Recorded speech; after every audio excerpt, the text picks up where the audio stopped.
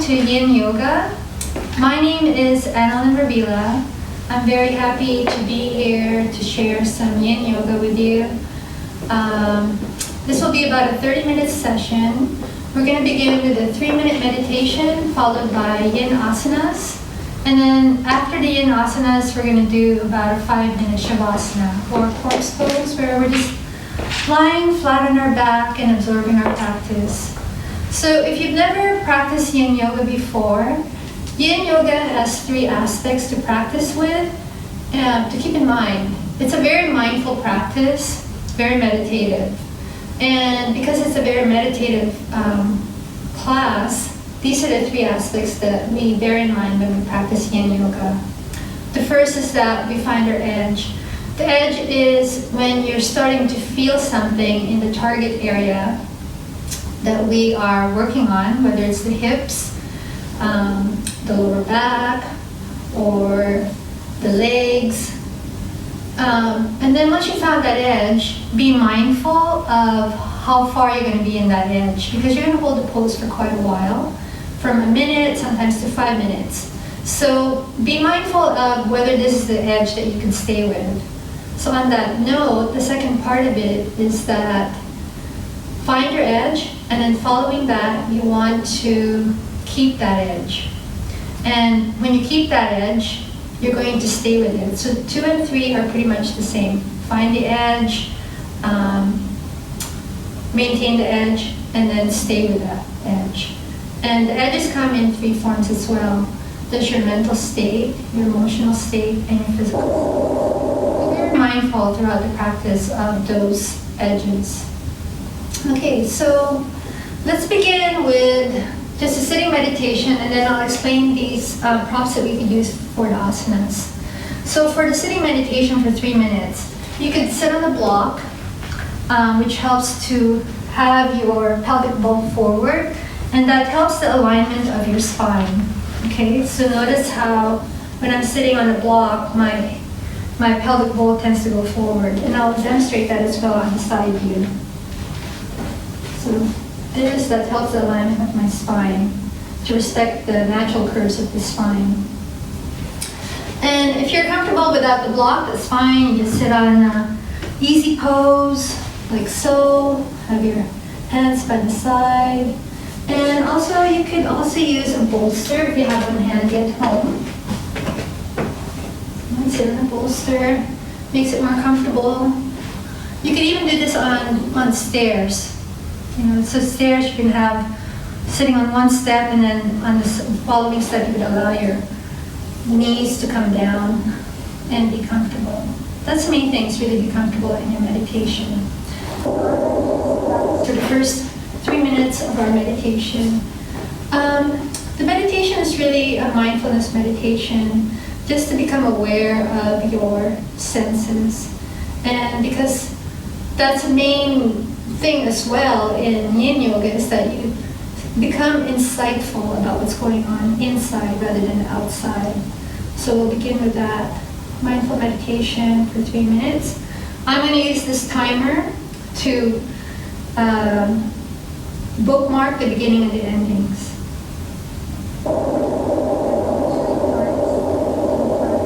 And then after 3 minutes, you'll hear the end chime. Here.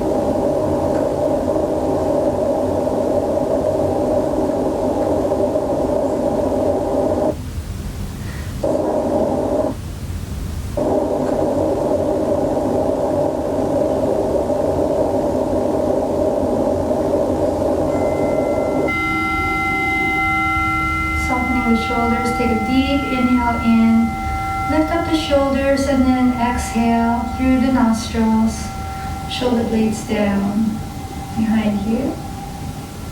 Make space around the neck area.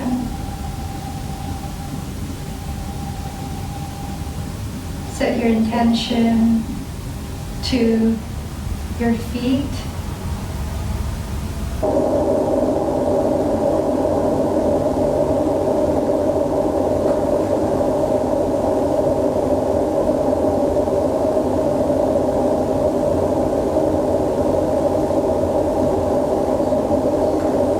Notice the energy at your feet breathing in deeply through the nostrils.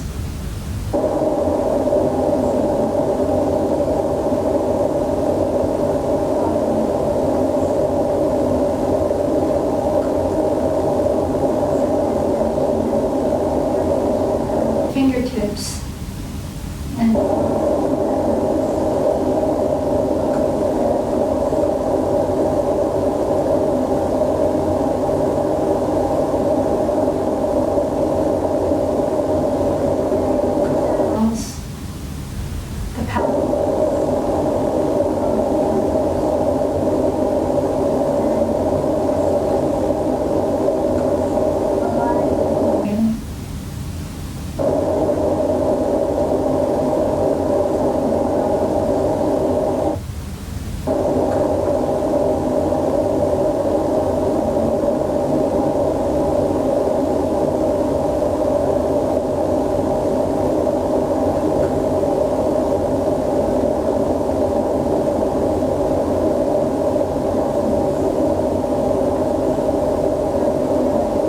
to the top of your head, the crown of your head.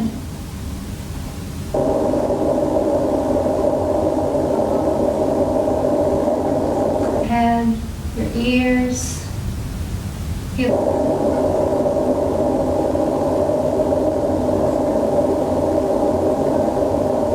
deeply.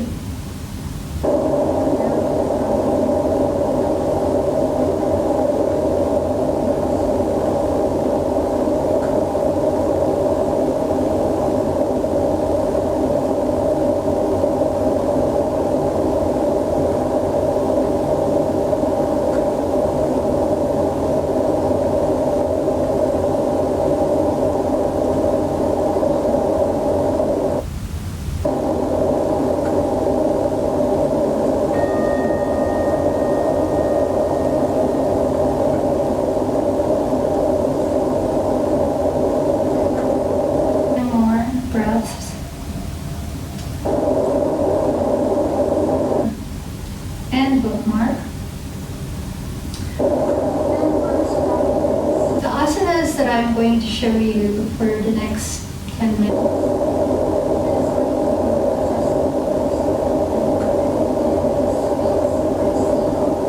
Your practice is, I'll show you different variations of it. So essentially the Sphinx, what happens is that you're going to come down on your belly and you're going to have your forearms ahead of you and looking like a Sphinx, like so. This is a deep back bend with a disc or a bulging disc. It's very helpful for that, but not all yin asanas is for everyone. So if this is not something that is recommended for you, especially say if you're pregnant, then opt out of the pose. You could do a milder back bend like so, just lying flat on your back. Or even take a block, so you could rest around here. It's not so deep, a Sphinx. If you don't have a block at home, you can also use books to stack them. The cool thing about the block, even if you're going to do the actual Sphinx, is actually you can also rest your head like so. So if your neck is bent so that the chin is towards the chest, you're going to stimulate the thyroid gland. Even when it's up like this as well, it's also going to stimulate the thyroid gland. Or you can just have it neutral. So.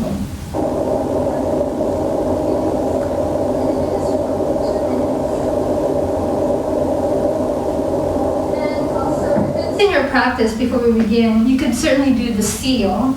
The seal is a little bit more intense. You're going to be up with your hands and your arms straight forward, slightly forward ahead of you. And you're going to look like a seal, so a really deep back bend here. This pose is not for everyone, like I said. You can certainly work your way towards it over time. Okay, and you have other options as well. You could have it so that there's a bolster. If you don't have a bolster, take cushions at home, your pillows, firm pillows, and you could stack it so that it's above your pelvic area. So it's your pelvic area is resting on it. Sorry, not above, but the pelvic area is on top of the bolster. So that's another way to soften it as well. Okay? And recommended to have your arms by the side to look like a real seal.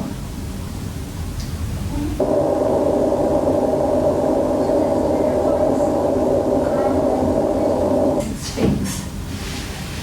When I set these timers, there's about a 15-minute lag between when the two, there's a 15-minute lag before the first bell. And so the 15-minute lag is to give you, 15-second lag is, gives you the opportunity to find your edge. Okay.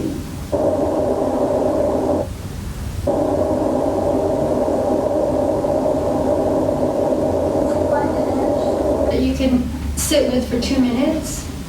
Follow the breath. Inhale and exhale through the nostrils.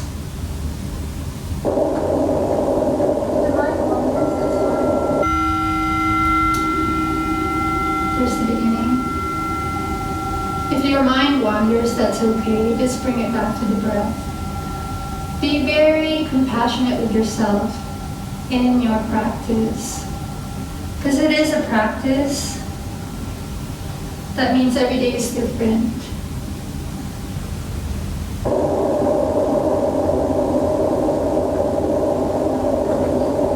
Notice how your belly pushes out.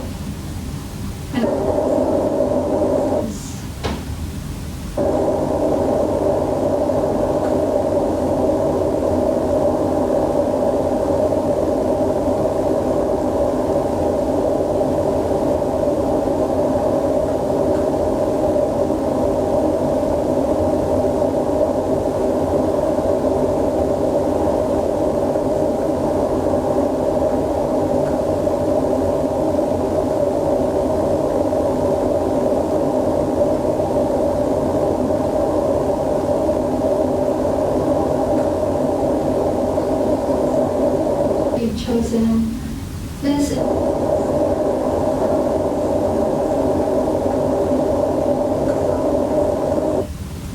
Or if you're feeling any intense pain or tingling or anything electric, then come out of the pose and just lie on your back in Shavasana.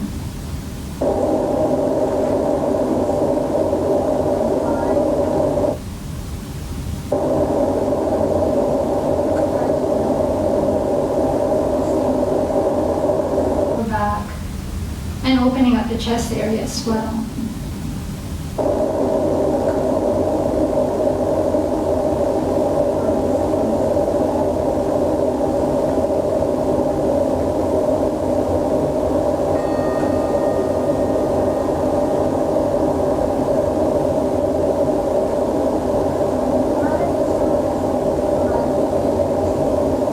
Notice how I will come down a little lower.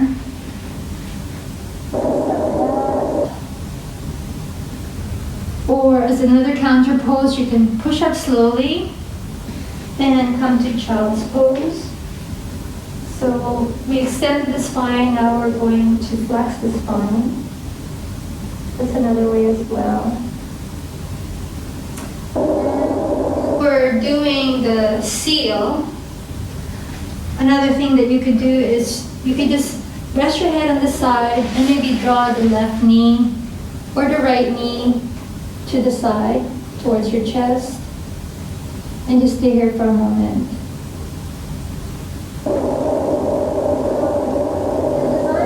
Practice today to continue to stay in your restorative pose. I'm just going to sit up and explain a little bit about the Sphinx and the seal. So the Sphinx and the seal work on the kidney meridians or your adrenals. So the kidney supports a lot of the other organs. So this is why I chose some back bends and chest openers as well. Chest openers helps to stimulate the thymus gland. And when you are stimulating the thymus gland, it's very helpful in stimulating your immune system. It's the part of the endocrine system that is helpful for producing the T cells, which is helpful for boosting the immunity system. So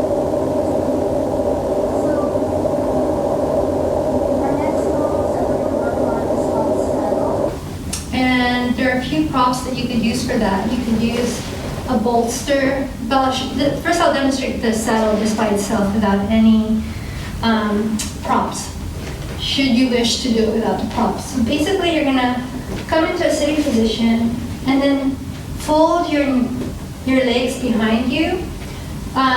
If you have sensitive knees, then be mindful. Maybe you could use a blanket, a folded blanket or towel to support the knees like so, to lift it up. And also, if you have a hard time with your hips to open up, sit on the block. And I'll show you that with these props. But here's the actual pose itself. So you're gonna have your legs folded behind you and you're gonna come down. In traditional yoga, we call this hero pose, but in Yin Yoga, we call it saddle. So again, it's another back bend, chest opener. You could have your arms by the side in cactus arms, or you could have it behind you, folded back. Find a deeper stretch there. It works on the upper part of your thighs. So you're going to stay in this pose for maybe 3 or 4 minutes, okay? So that's how it is in its form.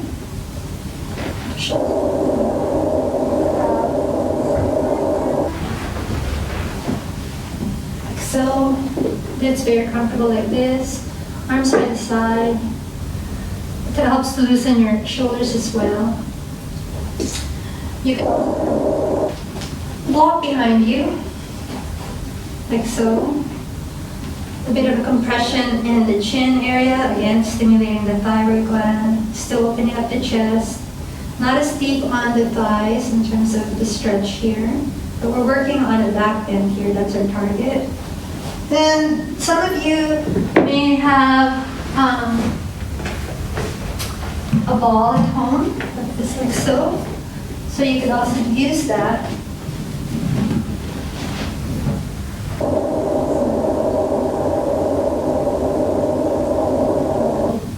Behind your neck.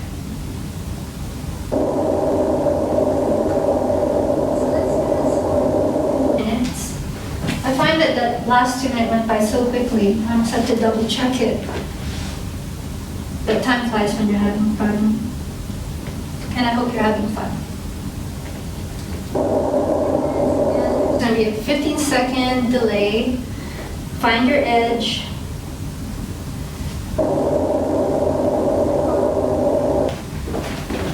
It's in a block. I should have 2 years.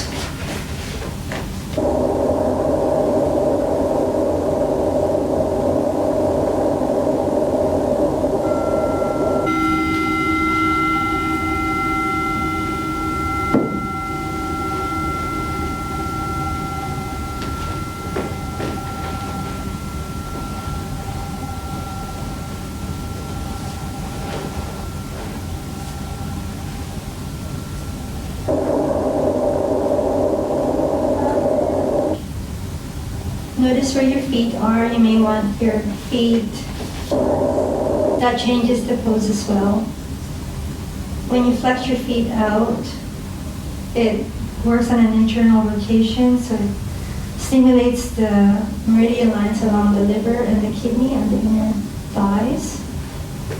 If you want.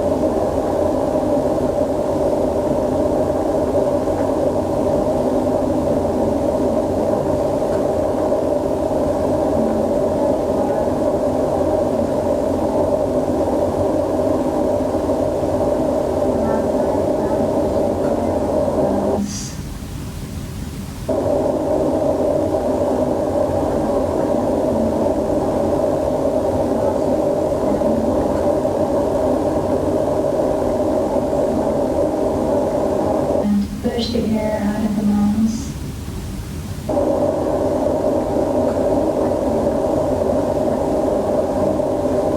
All the movement happens in the belly area.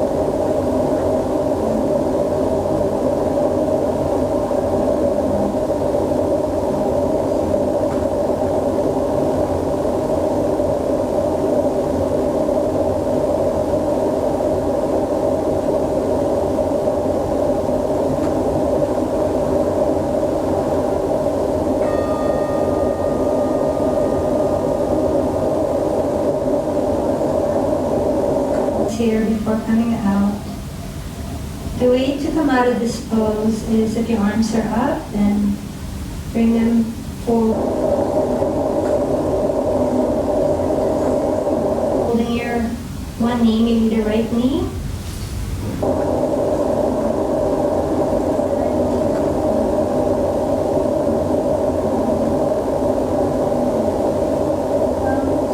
Out of your body in a fetal position, and use your upper body strength to push the floor away from you and come up to a sitting position.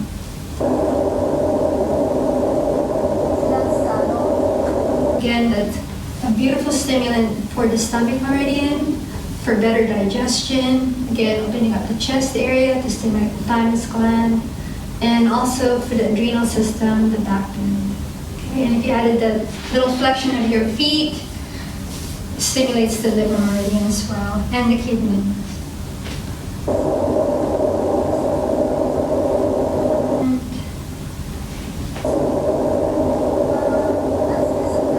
Dragons are great for hip openers as well, and also stimulating the liver meridians. The other thing is that depending on whether you do a back bend during your dragon, then you can also continue working the adrenal system. So basic implements that you could use to support you in the dragon pose are blocks, blankets, or a bolster. Again, use a very firm pillow if you're going to have a bolster type, and just folded blankets or towels.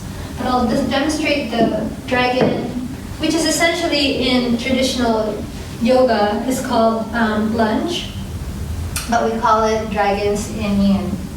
So you're going to come to tabletop, and then from tabletop you're going to bring your right foot forward first, okay, and there's your low lunge or your dragon.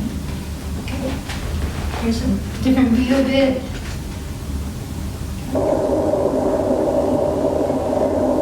You get to choose the depth that you want to go. You could have a winged dragon, like so.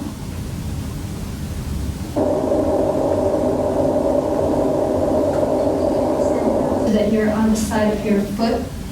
If you want more juice from the asana. So imagine you're going to hold this pose 2 minutes on each side. I'd love to do 3.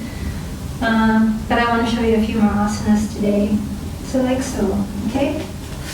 You're going to do one side and then the other. Now with the props, if it's too hard on the knee, you can take a folded blanket to support the lower leg.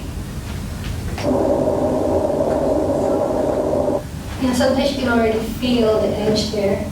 And again, to be mindful of when you're doing lunges or, dragging here, make sure you have the L shape of your knee over your ankle. Okay. To support your upper body. And then again, you can have a back bend if you want, if you bring the blocks back here.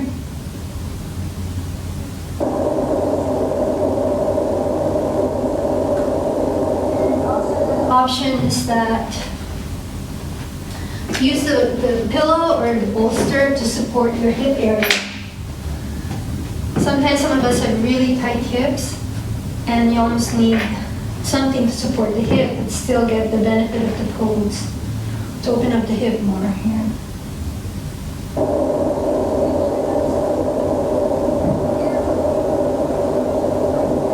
The props or without the props. And we're doing this for 2 minutes.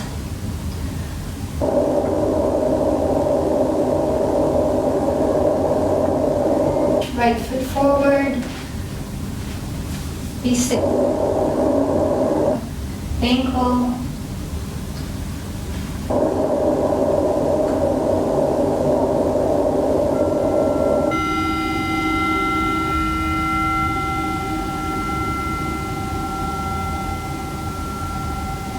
You can have the top of your left foot down, touching the mat, or you can keep it curled like so.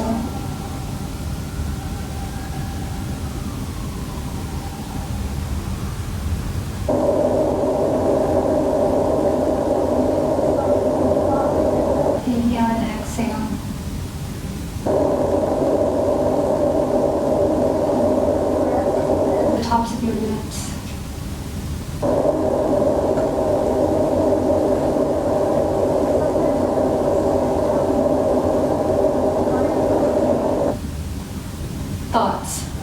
distractions, resistance.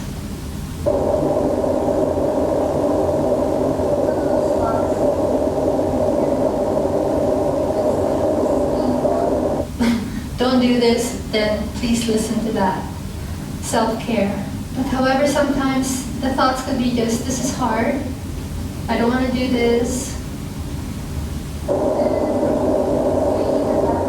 Edge, or if you are committed to it, that it's not dangerous to you, then stay with it. Notice the nature of the mind, then come back to the breath.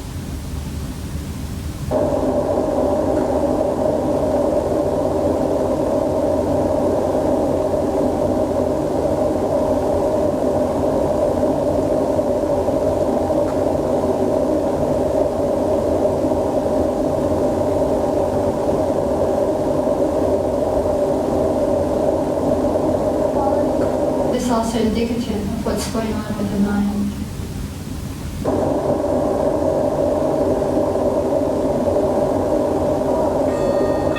And just bring it to the breath. And then the two can become one, where the breath becomes quiet, and therefore the mind will become quiet.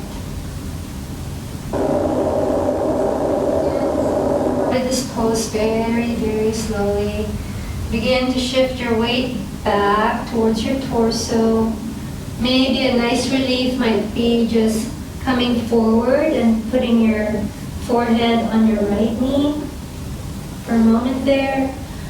And then just begin to shift your weight back, supporting the upper body weight with your hands. And then begin to shift your weight back and come to child's pose for a moment. It's a choice. You can stay in that pose for a while, like 30 seconds, a minute. Or you can just have your legs out in front of you and just massage your legs, maybe windshield.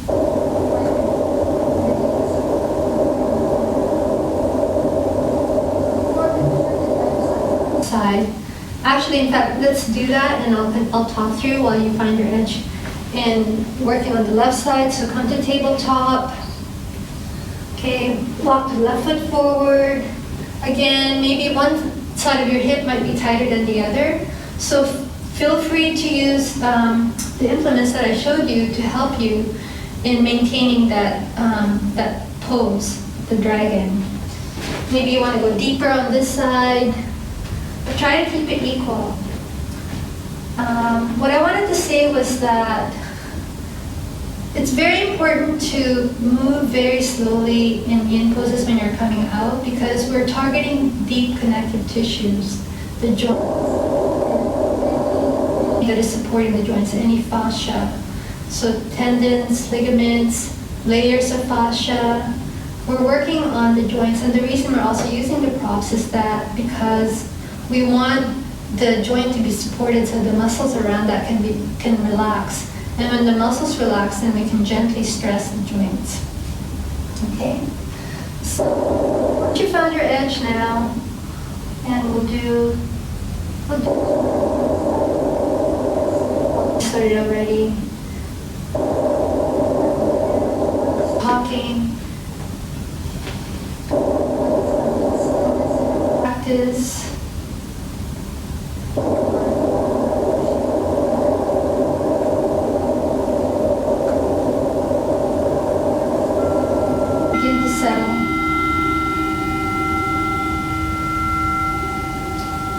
Notice the quality of the breath. Is it ragged? Is it smooth? Is it there? Is it there meaning, are you present to your breath?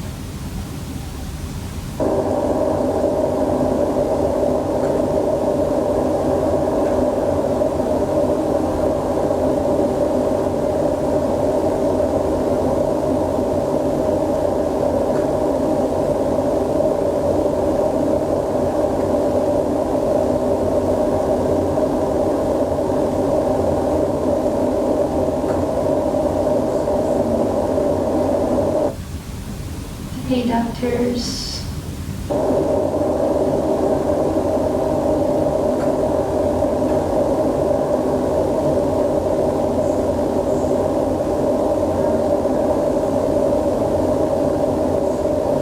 creating space in your mind.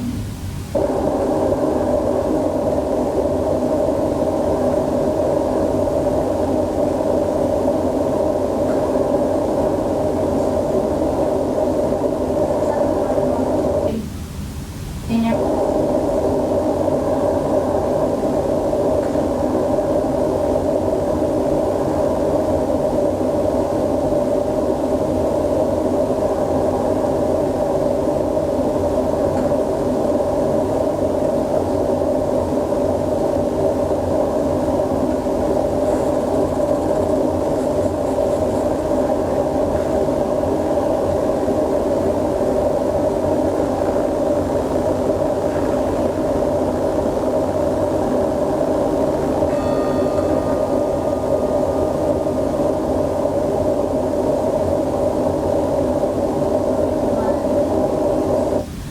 shift your weight back towards the right knee. Use your upper body strength to be supported by your hands. Move the left leg back. Come to child's pose.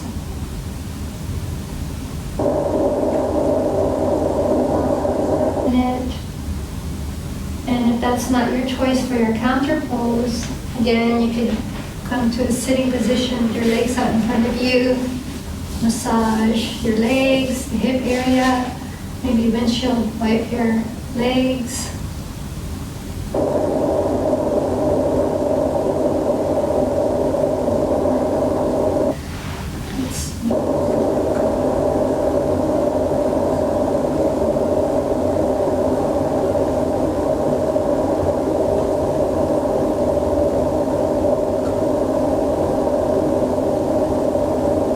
In the class. Chest openers, back bends, hip openers.